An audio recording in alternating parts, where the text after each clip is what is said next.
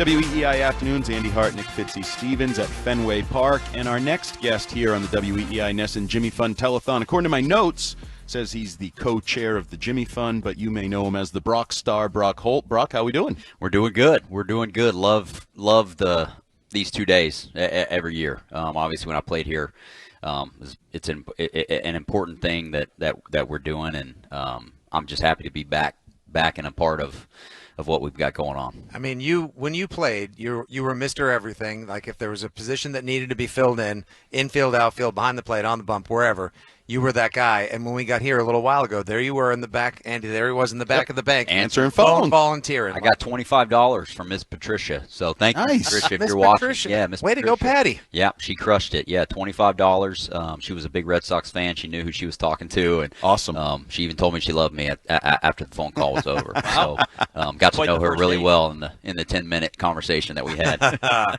So you were formerly the Jimmy Fund captain for 5 years, and now in a little bit of a different role here as the co-chair. Tell us a little bit about that job, that role, what this year has been like. Yeah, so was captain. Garrett Whitlock, captain now. I was captain for 4 or 5 years. I don't know the exact number, but something that I was really passionate about whenever I played here.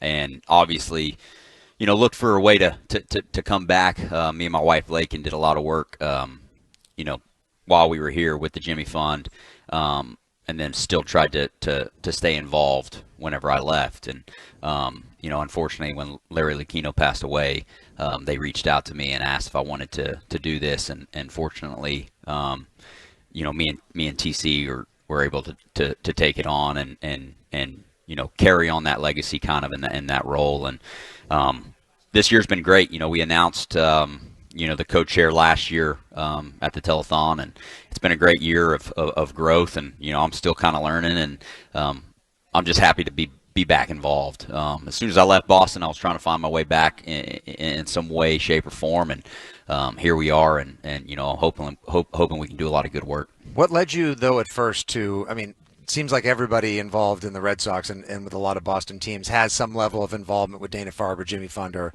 a great cause in town. But what led you to forge such a quick and now seemingly lifelong connection with the Jimmy Fund? Yeah, it was easy. My first spring training in 2013 with the Red Sox, Lisa Scherber brings all the teenagers down, and that's kind of my first instance where I got to know kind of what the Jimmy Fund is, Dana-Farber, how the Red Sox and the Jimmy Fund coincide. And David Ross, I believe, was the captain at the time, Will Middlebrooks, and just kind of learned from there. Took some trips over to the clinic and got to know some kids, and it was just something that clicked right away for me, and something that I was extremely excited about being a part of and trying to help however I could. So something I fell in love with pretty early on in my career here, in my time here, and very fortunate to still be a part of it. And you weren't even a dad at that point. Was not even a dad. No. We had Griff in 2016, so a couple of years later. But just I built some really good relationships. To me, that's what life's about, right? Like getting to know people and trying to make an impact. And you'll be surprised whenever you put yourself out there how you're impacted as well.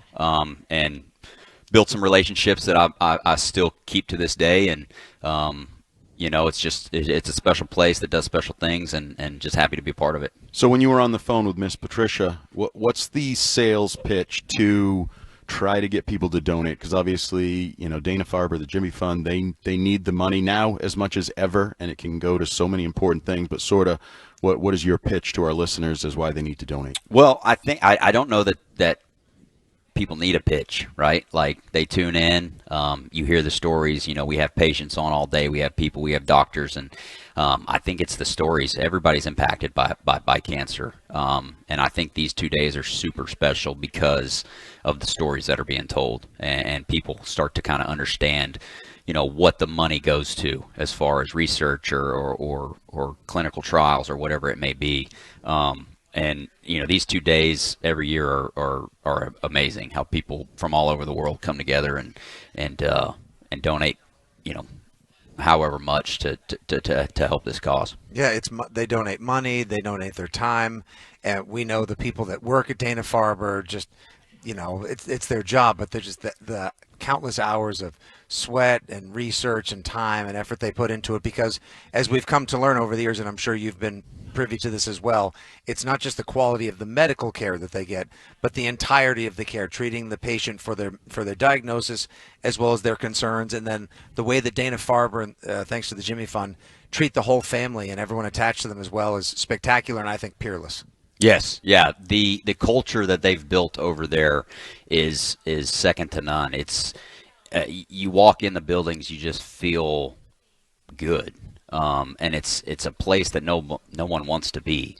But from the guy parking your car to the guy hopefully curing cancer one day, it's like everyone in between is there for you. And the times that I've been over, and obviously when I go to the clinic, it's how can we get the kids' mind off of their treatment? We're doing arts and crafts and stuff, but when you go visit the adult patients and you can have conversations with them, this place saved my life. This place is awesome. Like, if it weren't for Dana-Farber and my doctors, my nurses, like, I wouldn't be here. And it's amazing to hear. Like, I haven't spoken to a single person that's gotten treatment at Dana-Farber or the Jimmy Fund, and they've not been positive about their experience and the people they've met along the way. And you mentioned big 2 days in the city of Boston for the Red Sox, for NESN, WEEI, but if also you look up at the map we get over here, if my eyes are right, I think we're up to 47 states have made a donation. 37.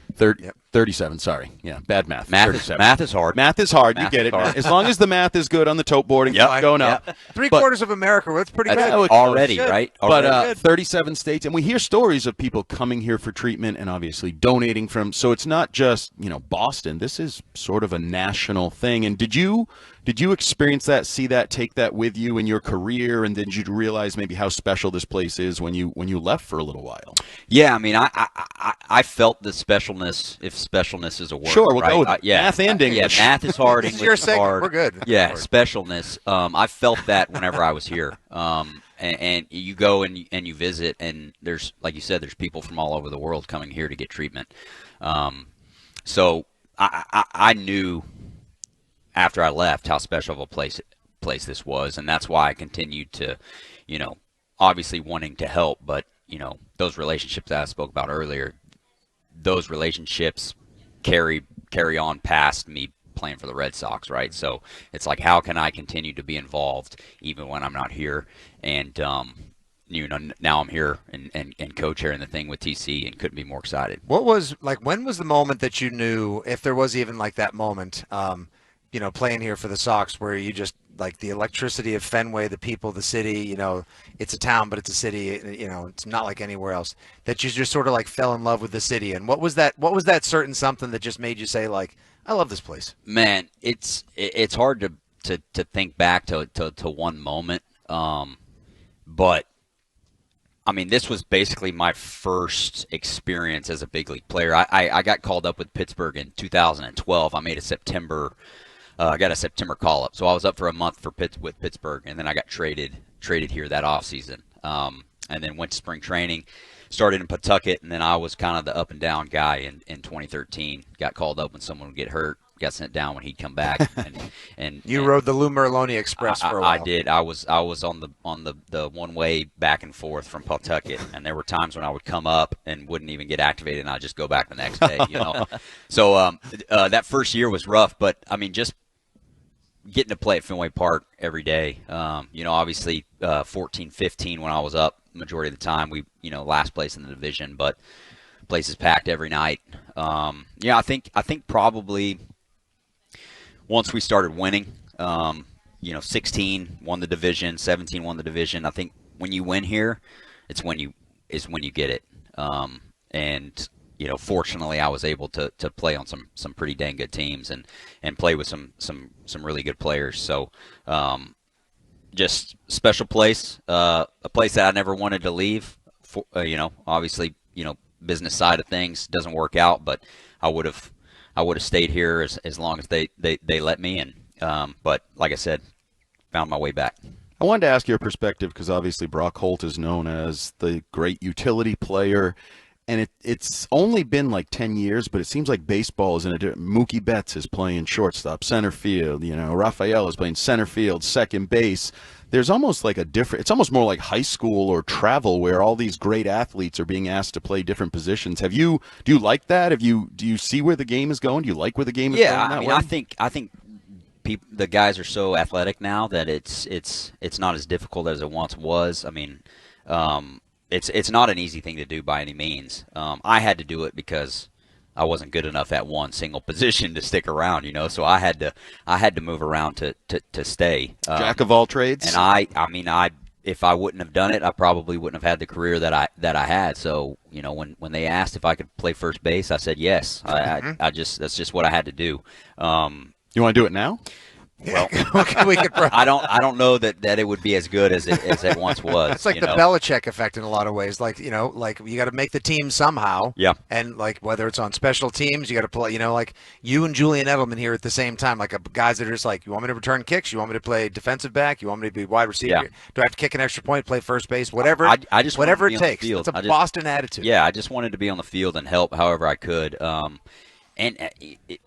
It gave me more opportunity. I came up as a second baseman, shortstop. When I got here, Dustin Pedroia was the second baseman. I'm not playing second base for the Boston Red Sox, right? I'm sure he was very inviting. And I don't. Well, he was. Dustin's great. He's one of my best friends, and probably the guy that I talk to the most now that we're done playing. But I didn't want to play second base. Like, if you're a Boston Red Sox fan, if you're on the Boston Red Sox, like, you want Dustin Pedroia playing second base as many times as he can, as many days as he can. So for me, it was like, can you play third? Yes, I can play third. Have you ever played outfield? Yes, but no, I've never played outfield other than a slow pitch softball game one time. But I'll try it. Sure. And then if they throw you in Detroit on a Sunday night baseball game and you play outfield for the first time. But I mean, that's just something that I had to do, and I grew to love it. I grew to love it because you see the game from different angles, and it's fun. It's That's fun great. playing right field one day, and then I'm like, dude, I'm so far from the action, and the next day I'm playing third base, and I'm like, can I back up a little? Too close. Too Right on close. top. Way too close. Just want to ask you the last question. So I know obviously your dad now as well. Do you what's your kids' level of baseball involvement like? And do you ever tell your kids like, hey, listen, your dad played every position out there, so Yeah. no grousing, get out there and get it. Yeah. I mean, they don't listen to me very much when it comes to baseball. So I try and teach them. I'm coaching both of their teams, and it's a thrill for me. I'm glad that both of them enjoy the game and love the game, and that's where I'm trying to keep it right now. As young as they are, I want them to want to go to baseball practice, want to go to the games and just enjoy it. And it's one of those things where I am coach on the field, but I try and be dad whenever we get off the field. But they're for me, that's life now. I'm dad, and I wouldn't want it any other way. There were two things I wanted to be when I grew up, and that was a dad and a professional baseball player. And I've gotten to do both of them, and it's very fortunate. All right, Brock Holt, the co-chair with Tom Caron, currently of the Jimmy Fund. Before we let you go, you want to turn around and read that big. There's no math involved. You want to just turn around and read that big number behind you before we go to break? Yeah, let's do it. 605,931. Well done. Well right, done. way We to are go. moving on up.